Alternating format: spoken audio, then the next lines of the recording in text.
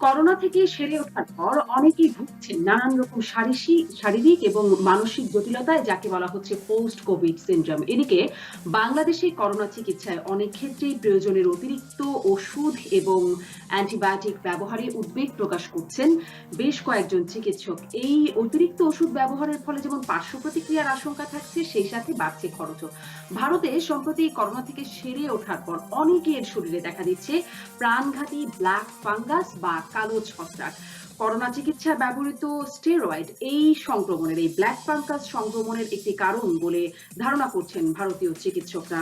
আশঙ্কার কথা হচ্ছে বাংলাদেশেও দেখা দিয়েছে এই সংক্রমণ এবং ঘটেছে মৃত্যুর ঘটনাও। করোনা পরবর্তী জটিলতাগুলো কেমন, নতুন নতুন যে ধরন আসছে তার প্রভাব কেমন রেখে যাচ্ছে শরীরে এবং মনোজগতে, এবং মানসিকভাবে কি অবস্থায় থাকছে মানুষ, ওষুধের প্রতিক্রিয়া কেমন হচ্ছে, এসব নিয়ে আলোচনায় আমি শারমিন চৌধুরী আছি আপনাদের সাথে। আমার সাথে অতিথি হিসেবে যুক্ত আছেন ইউনিভার্সাল মেডিকেল কলেজ ও হাসপাতালের রিসার্চ সেন্টারের প্রধান ও মেডিসিন বিশেষজ্ঞ অধ্যাপক ডাক্তার মোহাম্মদ রিদওয়ানুর রহমান, আছেন ইংল্যান্ডের অক্সফোর্ড ইউনিভার্সিটি হাসপাতালের cardiac surgeon doctor Shakil Farid, এবং যুক্ত আছেন জাতীয় মানসিক স্বাস্থ্য ইনস্টিটিউটের সহযোগী অধ্যাপক ও মানসিক রোগ বিশেষজ্ঞ ডাক্তার মেঘুলা সরকার।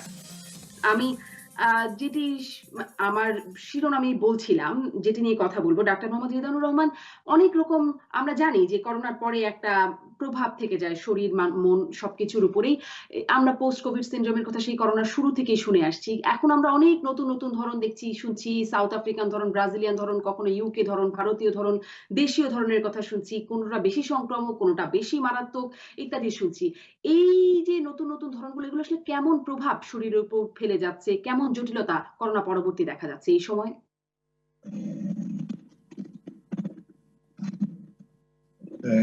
সরি, কাকে জিজ্ঞেস করছেন? আমাকে? ডাক্তার মোহাম্মদ রিদওয়ানুর রহমান জি, আপনাকেই জিজ্ঞাসা করছি, আপনার কাছ থেকে শুরু করছি। ওকে, থ্যাংক ইউ। সেটা হচ্ছে আসলে সঠিক যে করোনা ভালো হয়ে যাওয়ার পরেও সবাইকে আমরা বলতে পারছি না যে ওরা সম্পূর্ণ সুস্থ হয়ে গেছে। এবং একটা বিভিন্ন গবেষণায় দেখা গেছে যে এদের প্রায় শতকরা 10 ভাগ থেকে 50 ভাগ পর্যন্ত মানুষের কিছু না কিছু অসুবিধা থেকে যাচ্ছে ভালো হয়ে যাওয়ার পরেও, যাদেরকে আমরা কিওর ডিক্লেয়ার করছি। কিওর ডিক্লেয়ার করেছে হচ্ছে যারা সিভিয়ার ডিজিজ, মানে অক্সিজেন লাগে এরকম অসুবিধা হয়েছে, ওদেরকে প্রায় 21 দিনের পরে, যাদের এটা হয়নি ওদেরকে 14 দিনের পরে। তাহলে এইসব রোগীগুলাকে কিওর ডিক্লেয়ার করার পরেও ওরা কিন্তু কাজে যোগদান করতে পারছে। এই কাজে যোগদান করতে না পারার বিভিন্ন কারণের মধ্যে যেসব অনেক রকমের অসুবিধা হচ্ছে, এগুলো সবগুলাকে একসাথে মিলিয়ে বলা হচ্ছে পোস্ট কোভিড সিনড্রোম। এর মধ্যে সবচেয়ে কমন, সবচেয়ে বেশি রোগীর যেটা হচ্ছে সেটাকে বলছে ডিকন্ডিশনিং সিনড্রোম। মানে ডিকন্ডিশনিং সিনড্রোম মানে হচ্ছে সে আগে 8 ঘন্টা কাজ করতে পারত, এখন 3 ঘন্টা কাজ করার পরে সে বলছে আমি আর পারবো না। কেন পারবো না সে ওটা পুরো এক্সপ্লেইনও করতে পারছে না, কিন্তু এটাকে বলছে ফ্যাটিক, যে একটা অস্বস্তি, সে মাংসপেশিতে শক্তি পাচ্ছে না, সে জোর পাচ্ছে না, সে মানসিক এবং শারীরিক দুইটাই এখানে শক্তি। তাহলে এই ডিকন্ডিশনিং সিনড্রোমে আক্রান্ত হচ্ছে রোগীর সংখ্যা প্রায় 30%।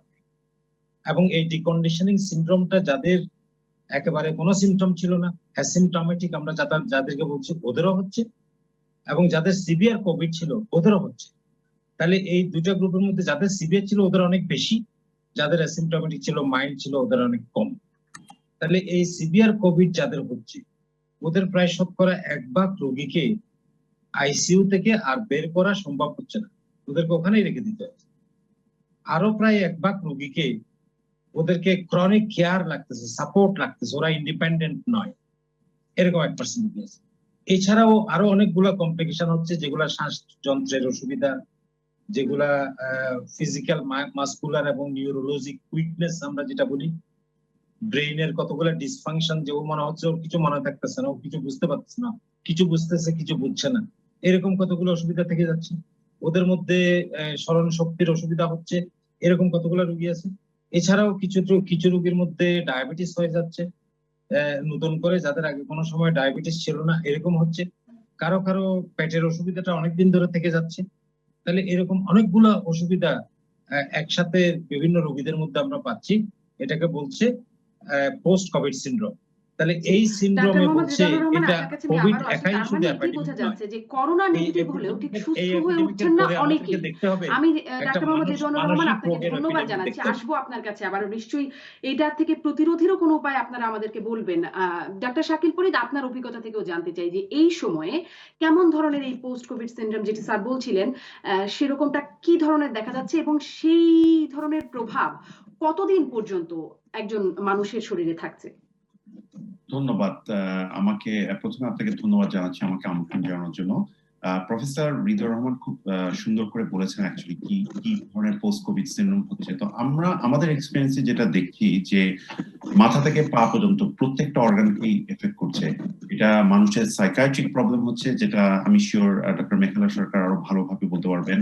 তারপরে মানুষের হার্টের প্রবলেম হচ্ছে, মানুষের লাংসের প্রবলেম হচ্ছে, বিভিন্ন ধরনের প্রবলেম হচ্ছে, এবং ফ্যাটিক যেটা এটা খুবই কমন। সো এখন এইসব প্রবলেম দূর করার জন্য আমরা কি করেছি? আমরা এই দেশে যেটা করা হয়েছে, পোস্ট কোভিড ক্লিনিক আছে, এবং পোস্ট কোভিড ক্লিনিকে কিন্তু রেগুলারলি পেশেন্টরা আসছে। যারা হসপিটালে ভর্তি ছিল তাদের অলমোস্ট 100% পোস্ট কোভিড ক্লিনিকে নেওয়া হচ্ছে, এবং তাদের একটা এক্স রে করা হচ্ছে, তাদের কতগুলো বেসিক টেস্ট করা হচ্ছে দেখতে যে তাদের কোনো রেসিডুয়াল ইলনেস আছে নাকি, কোনো ফ্যাটিগের জন্য অন্য কোনো অর্গানও এফেক্টেড হয়েছে নাকি। এবং যারা হসপিটালাইজড হয়নি, ধরেন করোনার 80% পেশেন্টই হসপিটালাইজড হয় না, তাদের মধ্যে থেকে সিলেক্টেড গ্রুপ অফ পেশেন্টদেরকে, যাদের 2-3 মাস যাওয়ার পরেও দেখা যাচ্ছে কিছুটা সিমটম আছে, তাদেরকে হাসপাতালে নিয়ে আসা হচ্ছে টেস্ট করার জন্য। সো এটা অ্যাকচুয়ালি আমরা আন্ডার এস্টিমেট করি যে এটার লং টার্ম এফেক্টটা কি। আমরা সবাই শর্ট টাইম এফেক্টটা নিয়ে খুবই worried, quite rightly so, because মৃত্যুর একটা বড় ঝুঁকি আছে। কিন্তু এটার যে লং টার্ম এফেক্ট, এটা কিন্তু অনেক সুদূর প্রসারী। মানে আমার নিজেরও কোভিড হয়েছিল, এবং আমি কনসিডার করি আমি নিজে যথেষ্ট ফিট। আমার প্রায় 2 থেকে 3 মাস লেগেছে ফুল রিকভারিতে যেতে, ফুল ফিজিক্যাল ফিটনেস রিচ করতে।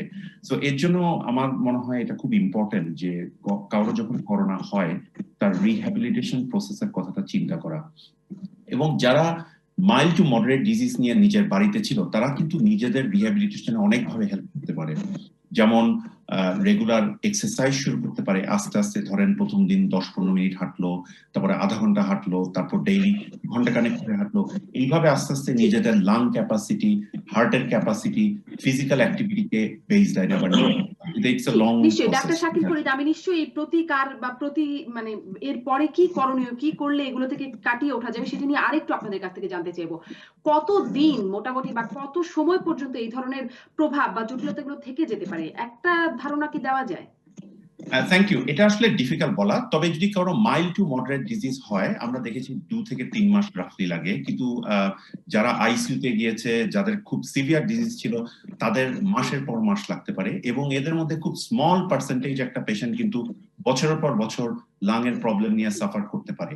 এবং আপনি দেখেছেন একটা অনেকে শারীরিক লাং অবস্থার উপর ট্রান্সপ্লান্টেশন নির্ভর করছে বলে মনে হচ্ছে আপনার কথা শুনে। শাকিল ফরিদ, ধন্যবাদ আপনাকে। আপনার কাছে আবারও আসবো। মেঘলা সরকার, মানসিক প্রভাবও তো থেকেই যাচ্ছে, আমরা শুরু থেকেই জানছি।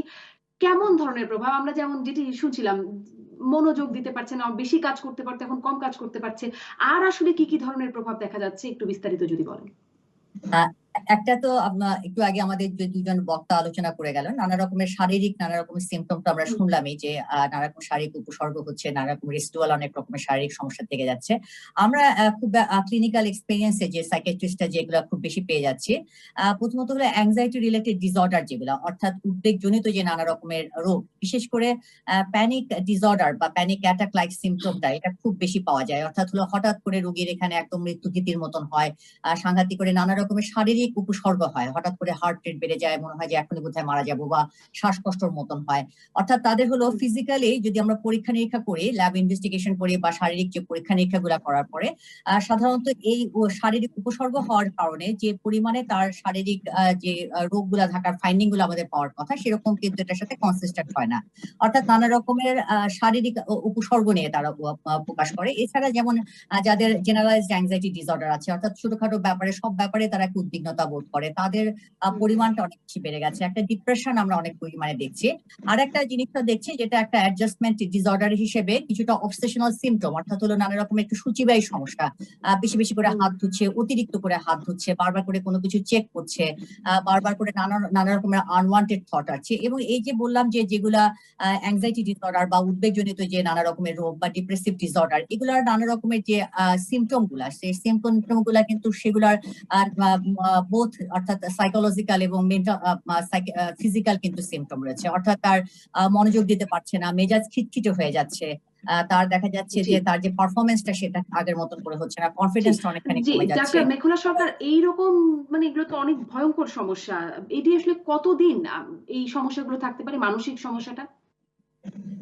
মানসিক সমস্যা এটা আসলে অনেক ক্ষেত্রে, বেশিরভাগ ক্ষেত্রে কিন্তু যে সকল আমাদের যেটা আমাদের পেশেন্টকে হিস্ট্রি নিয়ে বা বিশেষ করে যারা একটু আগে থেকে প্রিডিসপোজড তাদের ক্ষেত্রে কিন্তু হচ্ছে, অর্থাৎ হলো আগে থেকে তাদের এক ধরনের ভালনারাবিলিটি ছিল এবং এই প্যান্ডেমিক এই সিচুয়েশনটা, অর্থাৎ যখন কোভিডে কে আক্রান্ত হলো, এটা যে তার মধ্যে একটা স্ট্রেস ফ্যাক্টর হিসেবে কাজ করলো, তার কারণে হলো তার রোগটা প্রেসিপিটেট করলো।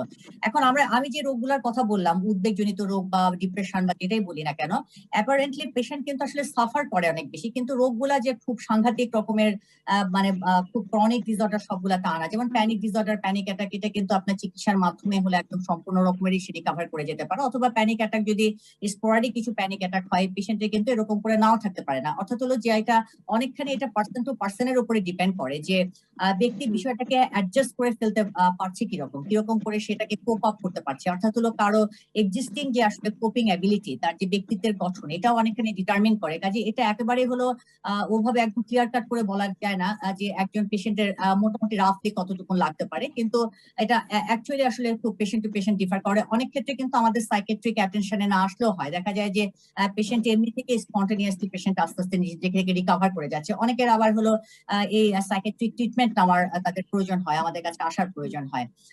এছাড়া কিন্তু আরেকটা ডাক্তার হচ্ছে মেঘলা যদি সরকার, কারো নিশ্চয়ই মৃত্যু আপনার হয়, কাছে পরিবারে কারো পরবর্তীতে মৃত্যু জানবো হয়, আপনারা সেক্ষেত্রে এগুলোর জন্য কিরকম পরামর্শ দিচ্ছেন বা প্রতিকারে কি করণীয়। মেঘলা সরকার, আপনাকে ধন্যবাদ। ডাক্তার মোহাম্মদ রিদওয়ানুর রহমান, এই যে করোনা চিকিৎসার সময়, মানে করোনা যখন মানুষ করোনায় ভুগছেন, তখন অনেক ওষুধ নিশ্চয়ই খেতে হচ্ছে মানুষ, মানে যারা রোগীদেরকে। চিকিৎসকরা অনেকেই বলছেন অতিরিক্ত ওষুধ সেবনের বিষয়টা চলে আসছে এর মধ্যে, অ্যান্টিবায়োটিক ইত্যাদি রকম। নিশ্চয়ই আপনি আমাদেরকে বুঝিয়ে বলবেন আসলে পরিস্থিতিটা কেমন, এই চিত্রটা আপনাদের কাছে কিরকম? এটা হচ্ছে আসলেই ডক্টর মেঘলা যেটা বলছিলেন যে মানুষ স্ট্রেসড, মানসিক চাপের মধ্যে আছে। এই চাপের মধ্যে হচ্ছে মৃত্যু ভীতি আছে। তাহলে যাদেরই করোনা হয়ে যাচ্ছে ওর মধ্যেই কিন্তু একটা মৃত্যু ভীতি ঢুকে যাচ্ছে। এই মৃত্যু ভীতি ঢুকে যাওয়ার কারণে মানুষ যে যা বলছে ওরা ওটাই করে ফেলছে। এবং মানুষ যেসব ইনফরমেশন সোশ্যাল মিডিয়া থেকে কালেক্ট করছে এবং ওইসব জায়গায় যেসব ওষুধগুলা দেখছে, সে দেখে যে এটা খাই না, যদি আমি বেঁচে যাই। তাহলে এই যে মানুষের একটা ভয়, এবং হাসপাতালে গেলে যে বিভিন্ন বিড়ম্বনা হতে পারে, হাসপাতালের ভয়, এই দুইটা কারণে মানুষ অনেকগুলো ওষুধ খেয়ে ফেলছে এবং ওদেরকে যেই বলছে খাওয়ার জন্য ওরা করছে। এছাড়া হওয়ার পরে ভয় হচ্ছে মৃত্যু ভয়, এবং সেটার জন্য হাসপাতালে যেন যাওয়া না লাগে, এরকম অনেকগুলো ওষুধ ওরা মানুষ নিজেরাই খেয়ে ফেলছে। এই জন্য ডাক্তাররা যত প্রেসক্রাইব করছে তার চেয়ে অনেক বেশি ওষুধ কিন্তু মানুষ নিজেরাই খাচ্ছে। কিন্তু আমাদের কাছে তথ্য হচ্ছে আসলে যার হয় নাই, ওর না হওয়ার মতো কোনো ওষুধ এখনো আবিষ্কার হয়নি। তাহলে ওইরকম কোনো চিকিৎসা নেই। 2 নম্বর হচ্ছে যাদের হয়ে গেছে ওদের রোগটা মারাত্মক না হওয়ার জন্য, যেটাকে আমরা সিভিয়ার ডিজিজ বলি, এই জায়গায়ও না হওয়ার কোনো ওষুধ নেই। কিন্তু মানুষ এবং ডাক্তার নিজেরাও যখন চিন্তা করছে যে দেই না, দিলে তো অসুবিধা নেই, এভাবে করে আমরা অনেকগুলো ওষুধ ব্যবহার করে ফেলছি। প্লাস হচ্ছে যখন হাসপাতালে ভর্তি হচ্ছে তখন অনেক চিকিৎসকরা ভয় পাচ্ছে যে এই রোগীটা যদি খারাপ হয়ে যায়, ও যদি অক্সিজেন লাগে, ও যদি আইসিইউতে যাওয়া লাগে। এইসব জিনিস না থাকার কারণে ওরা গাইডলাইনের বাইরে নিজস্ব ব্যক্তিগত ধারণা প্রশ্নবস্তি হয়ে কিছু চিকিৎসা দিয়ে দিচ্ছে, যেগুলোকে আমরা বলতেছি over stepping on the guideline.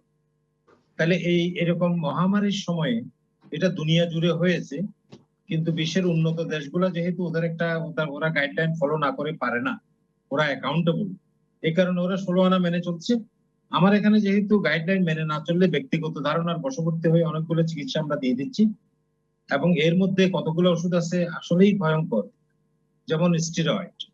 এটা কিন্তু একটা লাইফ সেভিং ড্রাগ, কিন্তু এটা ডাবল এজেড শোড, আমরা বলি যে যেতেও কাটে আসতেও কাটে। তাহলে এটা দিলে কিন্তু গুরুতর অসুবিধা হয়ে ওইসব সমস্যার কারণেই রোগী মারা যেতে পারে। তার মধ্যে একটা হচ্ছে ব্ল্যাক ফাঙ্গাস, যেটা ইন্ডিয়াতে সব ইন্ডিয়ান সাবকন্টিনেন্টে বেশি রিপোর্টেড হচ্ছে। আমাদের দেশে আমরা এখনো কোনো পরিমাণগত ধারণা আমাদের নেই, আমরা ডায়াগনোসিস করার চেষ্টাও এখনো করিনি। তাহলে আমাদের এখানে এটা হওয়ার একটা সম্ভাবনা রয়ে গেছে। তাহলে এইসব জায়গাগুলোতে আমরা বলবো যে এটার জন্য গাইডলাইন আছে, গাইডলাইন গুলো অথরিটিজ, মানে যারা এইসব রোগ সম্পর্কে, রোগের সব ধরনের গবেষণা সম্পর্কে সম্যক ধারণা রাখে, ওই রকম লোকগুলো কিন্তু গাইডলাইন ডেভেলপ করে। তাহলে এই গাইডলাইনের আন্ডার স্টেপিং যেমন করা ঠিক না, যেটা প্রয়োজন ওটা না দেওয়া ঠিক না, আবার ওভার স্টেপিং যেটা এখন দিতে বলে নাই সেটাকে অনেক বেশি দিয়ে দেওয়া, এই দুটাই ক্ষতিকারক। এবং বেশি ওষুধের কারণে medication kills, medication itself can কিল। তাহলে জি, ডাক্তার রেদওয়ানুর রহমান, আপনাকে ধন্যবাদ। ডাক্তার রেদওয়ানুর রহমান, আপনার একটু কথা শুনতে এই মুহূর্তে আমাদের একটু সমস্যা হচ্ছে, তবে আমার মনে হয় বক্তব্যটি স্পষ্ট হয়েছে ডাক্তার রেদওয়ানুর রহমান। আমি শাকিল ফরিদ আপনার কাছ থেকেও একটু এই বিষয়টাই জানতে চাই। আপনারা যুক্তরাজ্য, যেটি স্যার বলছিলেন, ডাক্তার রেদওয়ানুর রহমান বলছিলেন গাইডলাইন, ন্যাশনাল গাইডলাইন উন্নত দেশগুলো ব্যবহার করছে, ফলো করছে, বাংলাদেশে অনেক ক্ষেত্রে হচ্ছে না। আপনারা খোঁজ রাখছেন, বাংলাদেশের রোগীদের অনেকেরই খোঁজ রাখছেন, চিকিৎসকদের সাথে কথাবার্তা বলছেন। কি চিত্র আপনাদের কাছে পরিলক্ষিত হচ্ছে বাংলাদেশের মানে করোনা চিকিৎসায় ব্যবহৃত ওষুধ সম্পর্কে? ধন্যবাদ শারমিন, আপনি একটা খুবই গুরুত্বপূর্ণ প্রশ্ন করেছেন, যেটা প্রফেসর রিদুর রহমান খুব সুন্দরভাবে একটু আলোকপাত করেছেন। আমরা যখন ডাক্তার হই আমাদের হিপোক্রেটিক ওথ নিতে হয়। ওখানে একটা কথা বলা আছে, প্রাইমাম নন দকারি, এটা একটা ল্যাটিন ওয়ার্ড, এটার অর্থ হচ্ছে ফার্স্ট ডু নো হার্ম। মানে এটার অর্থ হচ্ছে রোগী যেই কন্ডিশনে আসবে তাকে আরো খারাপ কন্ডিশনে করো না। এখন আমরা যেটা দেখছি, প্রফেসর রিদওয়ান স্যার যেটা বললেন, যে যখন একটা রোগী আসে কোভিড নিয়ে, তখন চিকিৎসকেরও একটা অ্যাংজাইটি কাজ করে, রোগীরও একটা অ্যাংজাইটি কাজ করে, রোগীর আত্মীয় স্বজনেরও একটা অ্যাংজাইটি কাজ করে। এটার ফলাফল দেখা যায় খুব ভয়াবহ ফলাফল। একটা, দুটা, তিনটা, 10টা, 12টা আননেসেসারি মেডিকেশন রোগীকে দেওয়া হয়। এখন আমি ইংল্যান্ডে যদি গাইডলাইনের বাইরে কোনো চিকিৎসা রোগীকে করি, আমার সেটা কিন্তু যুক্তি দিয়ে দেখাতে হবে আমি কেন করেছি, আমার জাস্টিফাই করতে হবে। কেননা পেশেন্টের যদি কোনো কমপ্লিকেশন হয় তাহলে কিন্তু আমার অনেক প্রবলেম হতে পারে। বাংলাদেশে প্রফেসর রিদুর রহমান স্যারের মতো স্পেশালিস্টরা একটা ফ্যান্টাস্টিক গাইডলাইন বের করেছে, এবং এই গাইডলাইনটা আপনি যদি দেখেন, আমি গাইডলাইনটা পুরা দেখেছি, আমি এটার সাথে অ্যাসোসিয়েটেড ছিলাম, এটা একটা পুরা ইন্টারন্যাশনাল স্ট্যান্ডার্ডের গাইডলাইন। আমার কথা হচ্ছে যে এই গাইডলাইনটা কেন বাংলাদেশে ফলো করা হচ্ছে না? যেখানে গাইডলাইনে স্পষ্টভাবে বলা আছে আইভারমেকটিন ইউজ না করতে, যত্রতত্র অ্যান্টিবায়োটিক ইউজ না করতে, এটা বিভিন্ন জায়গায় ফলো করা হচ্ছে না। এবং আমাদের গভর্নমেন্টের লেভেল থেকে এটা এনশিওর করতে হবে যে গাইডলাইনের বাইরে যাতে চিকিৎসা অ্যাটলিস্ট গভর্নমেন্ট হসপিটাল গুলোতে না হয়। কারণ আপনি প্রাইভেট হসপিটালের উপর আপনার কন্ট্রোল নাই, গভর্নমেন্ট হসপিটালের উপর কন্ট্রোল আছে। আমি এখন আমার হসপিটালে যে আমার ইচ্ছা মতো আমি অ্যান্টিবায়োটিক কিন্তু প্রেসক্রাইব করতে পারবো না, even as a consultant cardiac surgeon আমাকে একটা গাইডলাইনের মধ্যে চলতে হবে। সো আমি এটা গভর্নমেন্টের অথরিটিদেরকে আর্জ করব যে বাংলাদেশের ডিজি হেলথ থেকে প্রফেসর রিদওয়ান রহমানের মতো স্পেশালিস্টরা যে গাইডলাইন বের করা হয়েছে সেই গাইডলাইনটা যাতে বাংলাদেশে পুঙ্খানুপুঙ্খভাবে ফলো করা হয়, এবং এটার থেকে যাতে ডেভিয়েশন না হয়। ডেভিয়েশন কোন হসপিটালে দিলে এর বিরুদ্ধে ব্যবস্থা নেওয়া উচিত।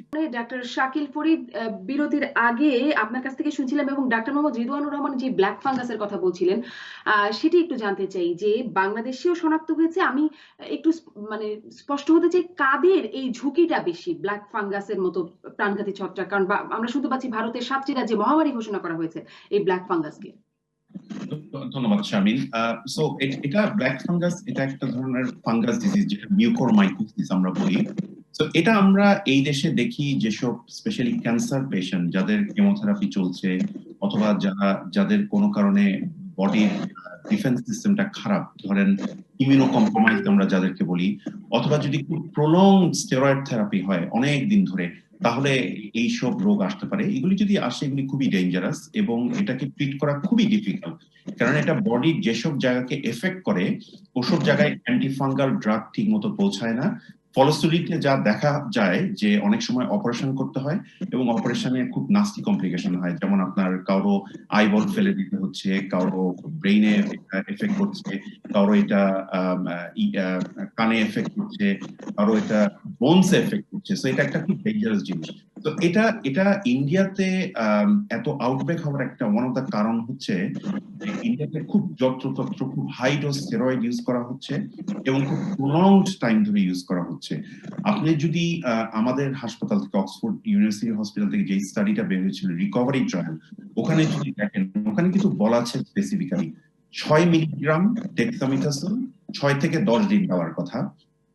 কিছু কিছু ক্ষেত্রে স্টেরয়েডের ডোজটা বাড়ানো যায়, কিন্তু আমি যেটা লক্ষ্য করছি আমার পরিচিত অনেকেই ধরেন ট্রিটেড হচ্ছে বাংলাদেশে অথবা অন্য জায়গায়, এবং ইন্ডিয়ান কলিগরাও যেটা বলছে, ইন্ডিয়াতেও যেটা দেখছে, দেখা যাচ্ছে যে স্টেরয়েড খুব অনেক দিন ধরে খুব হাই ডোজ স্টেরয়েড দেওয়া হচ্ছে রোগীদেরকে, এবং এটা 3, 4, 5 সপ্তাহ ধরে দেওয়া হচ্ছে, যার ফলে ব্লাড সুগার খুব আনকন্ট্রোলড হয়ে যাচ্ছে, বডি আপনার আরো বেশি সাসেপ্টেবল হয়ে যাচ্ছে ইনফেকশনে। এই আমরা এগুলিকে বলি অপরচুনিস্টিক ইনফেকশন, যে এই ফাঙ্গাস গুলো সয়েলে থাকে, অন্যান্য জিনিসে থাকে, যখনই বডির ডিফেন্স সিস্টেমটা উইক হয়ে যায় তখনই কিন্তু ফাঙ্গাস গুলো আস্তে আস্তে বডির মধ্যে ঢুকে অথবা বডির স্কিন থেকে অন্য জায়গায় যাওয়া শুরু করে। তো আমার মনে হয় এজন্য এটা খুব ইম্পর্টেন্ট যে আমরা যাতে পলিফার্মেসিটা অ্যাভয়েড করি, যত্রতত্র ওষুধ দেওয়াটা আমরা বন্ধ করি। অনেক ধন্যবাদ ডাক্তার শাকিল ফরিদ। যত্রতত্র ওষুধ এবং অতিরিক্ত স্টেরয়েডের কথা বলছেন। আমি ডাক্তার রিদওয়ানুর রহমান আপনার কাছ থেকেও একটু শুনতে চাই যে এখান থেকে কি আসলে সচেতন হবার কোনো উপায় আছে? যেমন করোনা প্রতিরোধের ক্ষেত্রে আমাদের ব্যক্তিগত সচেতনতার উপর আপনারা জোর দিচ্ছেন, এই ধরনের প্রাণঘাতী ছত্রাক থেকে বাঁচার জন্য কোনো সচেতনতা আছে? আমরা শুনছি ভারতে ব্ল্যাক ফাঙ্গাসের পরে হোয়াইট ফাঙ্গাস, এখন শুনছি ইয়েলো ফাঙ্গাস অনেকে আসছে। ডাক্তার মোহাম্মদ রিদওয়ানুর রহমান কি বলবেন?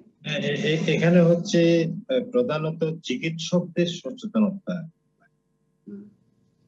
যেসব রিস্ক ফ্যাক্টর প্লাস, একটা তো হচ্ছে স্টেরয়েড, আরেকটা হচ্ছে ডায়াবেটিস। যাদের ডায়াবেটিস আগের থেকে আছে ওদের মধ্যে বেশি হচ্ছে। এছাড়া ইন্ডিয়ায় ওরা বলছে যে যেসব আইসিইউ গুলো আমরা ইউজ করছি এবং যেসব অক্সিজেন ডেলিভারি সিস্টেম গুলো আমরা ইউজ করছি, যেসব অক্সিজেন সিলিন্ডার গুলো আমরা ইউজ করছি, এগুলোর মধ্যে এনাফ সেফটি না থাকার কারণে, এটা মানে appropriately cleaned and adequate prepared instrument না হওয়ার কারণে, এইসব যন্ত্রপাতির কারণেও এটা হচ্ছে। তাহলে ডায়াবেটিস, স্টেরয়েড এবং যন্ত্রপাতি যেগুলো দিয়ে অক্সিজেন দিচ্ছে, এই তিনটা হচ্ছে প্রধান কারণ ব্ল্যাক ফাঙ্গাসের। তাহলে এই তিনটা জায়গায় আমাদেরকে সচেতন হয়ে এটা অ্যাড্রেস করতে হবে। একটা হচ্ছে যারা ডায়াবেটিস আছে ওদেরকে যেন আমি অনির্দিষ্টকাল ধরে স্টেরয়েড না দেই, লম্বা ডিউরেশন যেন স্টেরয়েড না দেই। আমি যেসব অক্সিজেন ডেলিভারি ইকুইপমেন্ট গুলো ব্যবহার করছি এগুলো যেন অনেক পুরানো, জং ধরা, এইসব ধরনের জিনিস না হয়, এটা আমাদেরকে করতে হবে। এবং হচ্ছে যাদের হচ্ছে বা হওয়ার সম্ভাবনা আছে তাদের জন্য আমরা সচেতন থাকবো যে এই রোগীর এই রোগটা হয়ে গেছে। তাহলে ওটার জন্য আমাদের যে ডিটেকশন সিস্টেম ন্যাশনাল ওয়াইড, সেটাও ইমপ্রুভ করতে হবে, যাতে আমি ডায়াগনোসিস করতে পারি যে এই রোগীটার ব্ল্যাক ফাঙ্গাস হয়েছে। তাহলে এবং এটার পরবর্তীতে যে চিকিৎসা লাগে, যে অ্যামফোটারিসিন বি একটা ওষুধ, সেটা আমাদেরকে অ্যাভেলেবল করতে হবে। এই ওষুধটা কালাজ্বর প্রোগ্রামের কাছে আছে, কিন্তু ওদের কাছে অ্যাডেকুয়েট নেই, আমাদেরকে এটা ইম্পোর্ট করে এই ওষুধটা আনতে হবে। আমাদের একটা হসপিটালকে ডেজিগনেট করতে হবে যারা ডায়াগনোজ ব্ল্যাক ফাঙ্গাস যারা হয় ওদেরকে চিকিৎসা করার জন্য, যেহেতু ওদের একটা স্পেশাল চিকিৎসা লাগবে, যেটা সার্জারি সহ। আমি ডাক্তার বেহুলা সরকারের কাছে যাবার আগে এইসব কর্মকাণ্ডগুলো রহমান আপনার কাছ থেকে আরেকটু যদি জানতে পারি, এই রোগটি কি সংক্রমণ মানে সংক্রামক রোগ? এই ব্ল্যাক ফাঙ্গাসের যে বিষয়টি, এটি কি সংক্রামক? জি, মানে এটি কি একটা সংক্রামক রোগ? যেমন আমরা করোনা জানি মানুষের কাছ থেকে মানুষের ছড়িয়ে যাচ্ছে, এই ব্ল্যাক ফাঙ্গাস, হোয়াইট ফাঙ্গাস, নতুন করে শুনছি ইয়েলো ফাঙ্গাস, এগুলো কি এরকম ভাবে ছোঁয়াচে সংক্রমণ করতে পারে কিনা? আর একটা প্রশ্ন সাথে করে দেই, ন্যাশনাল গাইডলাইন আছে কিনা? করোনার ক্ষেত্রে যেমন চিকিৎসকদের ন্যাশনাল গাইডলাইন আছে, এখানেও আছে কিনা? দুটো বিষয় স্যার যদি বলেন। এটা হচ্ছে, এটা সরাসরি ছোঁয়াচে নয়। মনে করেন আমি চিকিৎসা করছি একজনের ব্ল্যাক ফাঙ্গাস রোগীকে, ওকে আমি পরীক্ষা নিরীক্ষা করলাম, চিকিৎসা দিলাম, এতে কিন্তু আমার হয়ে যাওয়ার সম্ভাবনা খুবই কম। কারণ যেটা ডক্টর শাকিল ফরিদ বলেছেন যে এটা কিন্তু নতুন রোগ নয়, ব্ল্যাক ফাঙ্গাস এটা পুরানো রোগ। এই রোগটা হয় যাদের ইমিউনোডেফিসিয়েন্সি আছে, যেমন এইডস আছে, অথবা ক্যান্সার, কেমোথেরাপি, রেডিওথেরাপি এইসব ওষুধগুলো পাচ্ছে, যারা রেসিপিয়েন্টস অফ অর্গান ট্রান্সপ্লান্টেশন, যারা লং ডিউরেশন অফ স্টেরয়েড খাচ্ছে, এইসব রোগীগুলোর মধ্যে আগে হতো। কিন্তু এখন দেখা যাচ্ছে যাদের কোভিড পরবর্তী রোগী ওদের মধ্যে হয়ে যাচ্ছে, এবং ইন্ডিয়া, মহারাষ্ট্রে এটাকে এপিডেমিক ডিক্লেয়ার করছে, আরো কতগুলো স্টেট এটাকে এপিডেমিক ডিক্লেয়ার করছে। তবে এটা ম্যান টু ম্যান ওইভাবে নয়, তবে আমাদের যে ইকুইপমেন্ট গুলো এগুলার অ্যাপ্রোপ্রিয়েট কোয়ালিটি অ্যাসিওর্ড সার্ভিসের জন্য এটা করা থাকে, এই জিনিসটা দরকার আছে। ইন এডিশন যে আমরা সতর্ক থাকবো, আননেসেসারি ইউজ অফ ড্রাগস আমরা স্টেরয়েড করবো না, এবং ডায়াবেটিস রোগীদের জন্য আমরা সতর্ক থাকবো। যদি সন্দেহ হয় সাথে সাথে আমি ডায়াগনোসিস করবো এবং চিকিৎসায় নিয়ে যাবো। এইসব অনেক জিনিসগুলো যদি ধন্যবাদ, আমরা করতে অনেক পারি ধন্যবাদ তাহলে ডাক্তার মোহাম্মদ রিদওয়ানুর রহমান। মানে চিকিৎসা নিতে গিয়ে নতুন করে আবার অসুস্থ হওয়ারও একটা আশঙ্কা থেকেই যায়। ডাক্তার মেঘলা সরকার বলছিলেন আপনি আগের অংশে যে মানসিক নানা অসুবিধা তৈরি হতে পারে যদি করোনা থেকে সেরে ওঠার পর কেউ অনুভব করে যে সে আপনি যে মানে লক্ষণগুলোর কথা বলছিলেন সেগুলোতে ভুগছে, অথবা তার বাড়ির বা আশেপাশের মানুষজন যদি বুঝতে পারে যে তার আসলে আচরণগত পরিবর্তন লক্ষ্য করা যাচ্ছে, তখন আসলে কি করণীয়, কি করবে সে বা তার পরিবার বা আশেপাশের মানুষ? আচ্ছা, প্রথমত হলো মানে আচরণগত পরিবর্তন না, শুধুমাত্র শারীরিকও কিন্তু নানা রকমের উপসর্গ হতে পারে। অর্থাৎ শারীরিক নানা উপসর্গে যদি দেখা যায় যে আমাদের যে পরীক্ষা নিরীক্ষার মাধ্যমে যে না সেরকম করে ডাক্তার যদি বলে যে না ভিতরে শারীরিক তেমন কোনো রোগ নাই, তখন কিন্তু তার এটা মানসিক কারণে হতে পারে। এবং আমাদের অনেকই সাইকিয়াট্রিক ডিসঅর্ডার, বিশেষ করে উদ্বেগের যে রোগগুলো, এটার কিন্তু একটা বিশাল ম্যানিফেস্টেশনই নানা রকমের ফিজিক্যাল সিমটম নিয়ে, এবং সেই ফিজিক্যাল সিমটম গুলো নিয়েই হয় যেগুলা নিয়ে সাধারণত রোগী অনেক বেশি প্রিঅকুপাইড থেকে চিন্তিত থাকে। কেউ যদি তার করোনা নিয়ে চিন্তিত হয়, দেখে যে নানা রকমের তার হয়তো গিলতে অসুবিধা হচ্ছে, তার হয়তো বা গলা ব্যথা হচ্ছে, অর্থাৎ কিন্তু দেখা যাচ্ছে যে তার কারণে করোনা মানে রোগের যে আমরা অন্যান্য যে ফাইন্ডিং গুলা সেগুলো নেই।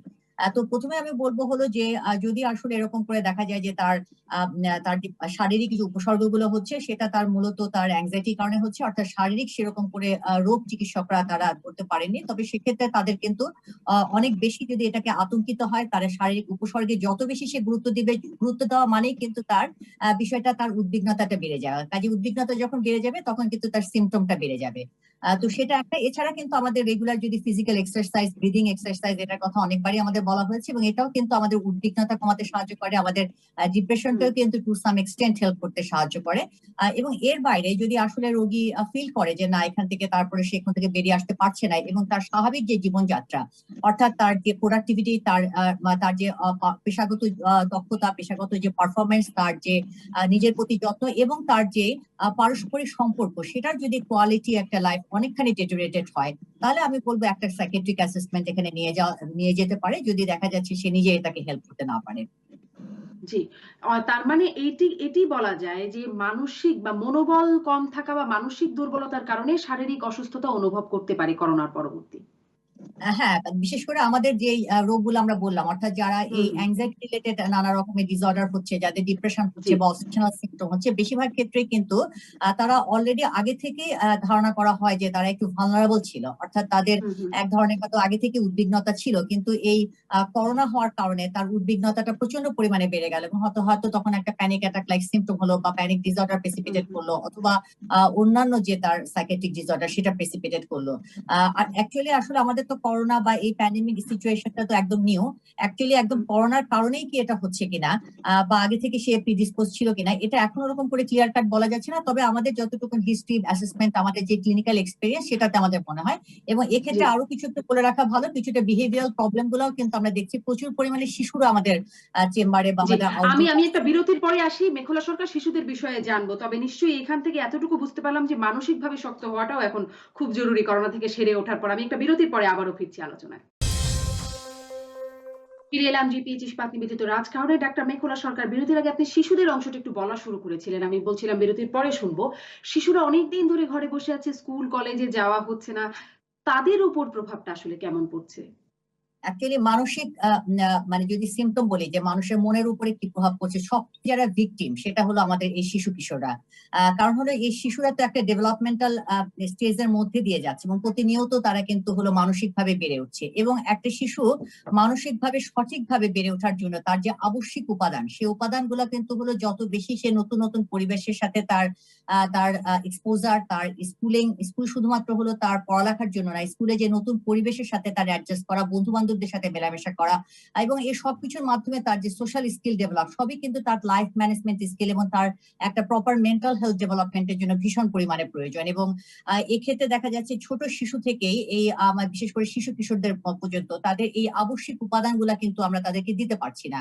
অর্থাৎ শিশুরা একেবারেই হলো খুব বৈচিত্র্যহীন পরিবেশে একই রকমের জায়গায় তারা বড় হচ্ছে, এবং এটা আমি বলবো প্রথমত তাদের একটা মেন্টাল ডেভেলপমেন্টের ক্ষেত্রে এটা একটা বিরূপ প্রভাব পড়ছে। আর এছাড়া যেমন আমাদের অনলাইন অ্যাক্টিভিটি, সারাক্ষণ আমরা মোবাইলে বা আমাদের স্ক্রিনে তাদের পড়ালেখার জন্য থাকতে হচ্ছে, এটা থেকে অনেক ক্ষেত্রে আমরা যে প্রচুর পরিমাণে পাচ্ছি, অনেকের ইন্টারনেট অ্যাডিকশন বা স্ক্রিন অ্যাডিকশন তৈরি হচ্ছে। এবং এই অ্যাডিকশনটা কিন্তু আমাদের এখন বলা হয় যে এটা কিছুটা মাদকাসক্তর মতনই অনেকখানি, এবং হয়তো বা স্ক্রিনটা দেখা যায় যে একটা স্বাভাবিকের চেয়ে অনেক পরিমাণে সে ব্যাপারটা করছে, এবং যখনই তাকে কাট ডাউন করার চেষ্টা করছে সেখানে সাংঘাতিক রকমের রিয়াক্ট করছে, উত্তেজনা করছে, বাচ্চাদের মধ্যে প্রচুর পরিমাণে খিটখিটে ভাব এবং তাদের সাথে ওনার খুব ডিফাইন্ড বিহেভিয়ার, এই বিহেভিয়ার গুলা কিন্তু, এই ম্যানিফেস্টেশন গুলাও কিন্তু আমরা প্রচুর পরিমাণে আমরা জি জি ডাক্তার মেঘলা সরকার, আপনাকে ধন্যবাদ। তার মানে যেটা আমরা সবসময় শুনি, আজকে শিশু আগামী ভবিষ্যৎ, তার মানে এই করোনা মহামারীর প্রভাব ভবিষ্যৎ পর্যন্ত আমাদেরকে একটা টানার আশঙ্কা। আমি ডাক্তার শাকিল ফরিদ আবার একটু আসি যে প্রসঙ্গটাতে, টিকা খুব বড় একটা আমাদের আকাঙ্ক্ষা এবং উদ্বেগ সবেরই বিষয়। উন্নত দেশগুলোর কাছে টিকা থাকছে, আমরা তো জানি যে প্রযুক্তি যখন আবিষ্কার হয়ে গেছে, কেন এটির উৎপাদনটা বাড়ানো যাচ্ছে না সেই সম্পর্কে কি ধারণা দিতে পারেন? মানে আমরা এখনো টিকার জন্য হাহাকার করছি, অনেক দেশ টিকাই পাচ্ছে না, কিছু উন্নত দেশের হাতে টিকাগুলো থাকছে। দেখেন, এটা একটা খুব কমপ্লেক্স প্রবলেম, এবং এটা আমি জানি এটা আসলে সলিউশন কি। আমেরিকাতে এখনো 70 মিলিয়ন টিকা তারা আনইউজ রেখে দিয়েছে, এবং অনেক অ্যাস্ট্রাজেনিকার টিকা আছে যেগুলি এখনো তাদের ওখানে অ্যাপ্রুভ হয়নি, তারা এগুলি কাউকে দিচ্ছেও না। ইংল্যান্ডে অলরেডি বলা হয়েছে যে যেসব এক্সেস টিকা আছে সেগুলি অন্য দেশগুলোতে দেওয়া হবে। তবে আমার মনে হয় যে সিচুয়েশনটা একটু ইমপ্রুভ করবে কয়েক মাসের মধ্যে, কেননা আরো অনেক কোম্পানি এখন টিকা তৈরি করছে। এবং একটা সবচেয়ে ইম্পর্টেন্ট জিনিস আমার মনে হয় যেটা হতে যাচ্ছে ভবিষ্যতে, সেটা হচ্ছে আমরা যেটাকে বলি মিক্স অ্যান্ড ম্যাচ। ধরেন আপনি প্রথমে অ্যাস্ট্রাজেনিকার ভ্যাকসিন নিয়েছেন, তারপর সেকেন্ড ডোজ দেওয়ার জন্য আপনার অ্যাস্ট্রাজেনিকা ভ্যাকসিন নাই, আরেকটা ভ্যাকসিন অ্যাভেলেবেল আছে, সেটাকে আপনি নিতে পারবেন নাকি? এখনকার এভিডেন্স বলে যে না, আপনি এখন নেওয়া উচিত না। কিন্তু আস্তে আস্তে কিছু কিছু স্টাডি বের হচ্ছে যেখানে দেখা যাচ্ছে যে আপনি যদি প্রথমে এক ধরনের টিকা নিয়ে থাকেন, সেকেন্ডে অন্য ধরনের টিকা নেন, মেবি আপনার ইমিউন রেসপন্সটা খুব ভালো হবে। সো এই জিনিসটা আমার মনে হয় সিচুয়েশনটাকে অনেক ইমপ্রুভ করবে ওয়ার্ল্ডের, এক নাম্বার। 2 নম্বর হচ্ছে আমাদের দেশে টিকা কি বানানো সম্ভব নাকি, এটা প্রফেসর রিদুর রহমান হয়তো আরো ভালো বলতে পারবেন আমার চেয়ে। কিন্তু আমার যেটা মনে হয় যে যেই দেশে কখনো মানে ভ্যাকসিন তৈরি করা হয়নি, সেখানে একদম স্ক্র্যাচ থেকে হঠাৎ করে ভ্যাকসিন তৈরি করাটা ইন্ডাস্ট্রিয়াল ডোজে, যেখানে আপনি লক্ষ লক্ষ কোটি কোটি লোককে টিকা দিবেন, প্র্যাকটিক্যালি এটা একটা হিউজ লজিস্টিক ওয়ার্ক, এবং এটা খুব ডিফিকাল্ট হবে আমার মনে হয়। তো আমার মনে হয় বাংলাদেশ গভর্নমেন্ট যেই স্টেপ গুলো নিয়েছে, যে আপনার এখন রাশিয়ান টিকার দিকেও মানে স্পুটনিকও যাচ্ছে, চাইনিজ টিকা। ডাক্তার শাকিল ফরিদ, আমরা আসলে সেটি লক্ষ্য করছি, নানান রকম কূটনৈতিক তৎপরতা টিকা পাওয়ার জন্য। অনেক ধন্যবাদ ডাক্তার শাকিল ফরিদ। আমি ডাক্তার মোহাম্মদ রিদওয়ানুর রহমান। এই প্রসঙ্গে যদি আপনি কিছু বলেন, আমি আরেকটা প্রশ্ন করতে চাই আরেকটা বিষয়, সেটি হচ্ছে চিকিৎসা কর্মীদের কি অবস্থা? যেমন অনেক গুলো মেডিকেল কলেজে আমরা জানি এমবিবিএস পরীক্ষা হচ্ছে না, ইন্টার্ন চিকিৎসক বেরোচ্ছে না, ফলে একটা সংকট কি মানে চিকিৎসা ব্যবস্থার মধ্যে অনুভূত হচ্ছে কিনা এই সময়ে মহামারীতে? এতগুলো প্রশ্ন করছেন, আমি ভুলে গেছি কোনটা কোনটা। যদি টিকা সম্পর্কে একটু বলেন, এবং তারপরে চিকিৎসা ব্যবস্থা সম্পর্কে খুব এক মিনিট করে বলবেন। আচ্ছা, টিকা হচ্ছে যে যেটা ডক্টর শাকিল ফরিদ বললো, যে আমরা এখন ভিক্ষা করে আনতে হবে, যেখানে যা পাই কোভ্যাক্স ফ্যাসিলিটি, বিশ্ব স্বাস্থ্য সংস্থা যেটা আছে সেটার উপর নির্ভর করতে হবে। এবং আমরা আরো কিছু স্টেপ দেখতে পাচ্ছি যে যেগুলো অ্যাক্সেস ভ্যাকসিন রয়ে গেছে ইউএসএ এবং অন্যান্য কতগুলো দেশে, ওখান থেকেও কিছু ভ্যাকসিন আমাদের এখানে আসার সম্ভাবনা আছে। সে যাই হোক, ভ্যাকসিন দিয়ে আমরা সংক্রমণ বন্ধ করতে পারবো না, কারণ সেটা করতে গেলে 70 ভাগকে ভ্যাকসিন দিতে হবে। আমরা যদি মৃত্যু হার কমাতে চাই, তাহলে হাই রিস্ক পপুলেশন যারা, ওরা প্রায় 15 ভাগ দেশের, ওদেরকে যদি ভ্যাকসিন দিতে পারি তাহলে মৃত্যু হার কমবে। এখন পর্যন্ত আমরা 4 ভাগের নিচে আমরা দিয়েছি, তাহলে 15%, এটা অনেক দূর। সেটা যখন হয় তখন হবে আমাদের। এবং ইউকে, ইউএসএ এইসব দেশগুলোতে করোনা সংক্রমণ কমে মৃত্যু হার শূন্যের কাছাকাছি চলে যাওয়ার বা সিঙ্গেল ডিজিটে চলে যাওয়ার প্রধান কারণ হচ্ছে ভ্যাকসিনেশন। তাহলে vaccination is the only option. আমরা তো টেস্ট আইসোলেশনই দিতে পারতেছি না, সুতরাং আমার এখানে সংক্রমণ বন্ধ হবে না, যেটাই আসবে হুলস্থুল ভাবে সংক্রমিত হতে থাকে। তাহলে ভ্যাকসিন আমাদের জন্য অনলি সলিউশন। যদি আরো নিউ ভেরিয়েন্ট বর্তমান পর্যন্ত যেসব গুলো আছে এগুলোতে ভ্যাকসিন কাজ করে। আর হচ্ছে মেডিকেল ব্যবস্থাপনা, আসলেই তো চিকিৎসা, বাংলাদেশের চিকিৎসা ব্যবস্থাপনাটা যেটাকে আমরা হেলথ সিস্টেম, সেটা আগে থেকেই কিন্তু আন্ডার স্টাফ ছিল এবং জিওগ্রাফিক্যাল একটা মেল ডিস্ট্রিবিউশন ছিল, যে যেখানে দরকার নেই ওখানে আছে, যেখানে দরকার আছে ওখানে নেই। তাহলে এই দুইটা জিনিস কিন্তু আমাদের রয়েই গেছে। আমাদের প্রচুর হেলথ ম্যান পাওয়ার রিসোর্স দরকার, যেটা অতীতে ছিল, সেটার উপর হঠাৎ করে করোনা আসার কারণে আমাদের চিকিৎসা ব্যবস্থা প্রায় ভেঙে পড়ার কাছাকাছি। আমরা কোনো ভাবে যেটা দিচ্ছি সেটা হচ্ছে টাকা দেওয়া। তাহলে এই টাকা দেওয়ার কাজটা আমরা চালিয়ে যাচ্ছি চিকিৎসকরা, এবং যেখানে পরীক্ষা হচ্ছে না, অন্যান্য গুলো হচ্ছে না, এগুলো আমাদের গুরুতর মোটিভেশনের অভাব আমাদের চিকিৎসকদের, শিক্ষকদের, যে ওনারা শিক্ষাটাকে 1 বছর সময় পাওয়ার পরেও এটাকে অনলাইন এবং বিকল্প পদ্ধতিতে নিয়ে গিয়ে অনেক অন্যান্য দেশগুলো যেভাবে রিকভার করেছে ধন্যবাদ সেটা ডাক্তার আমরা মোহাম্মদ করতে পারি। রিদওয়ানুর রহমান। আজকের মতো আমাকে শেষ করতে হবে, এই গুরুত্বপূর্ণ আলোচনা থেকে বেরিয়ে যেতে হচ্ছে। ধন্যবাদ ডাক্তার মোহাম্মদ রিদওয়ানুর রহমান, ডাক্তার শাকিল ফরিদ এবং ডাক্তার মেঘলা সরকার, আপনাদের তিনজনকেই বিদায় নিচ্ছি রাজকাহন থেকে।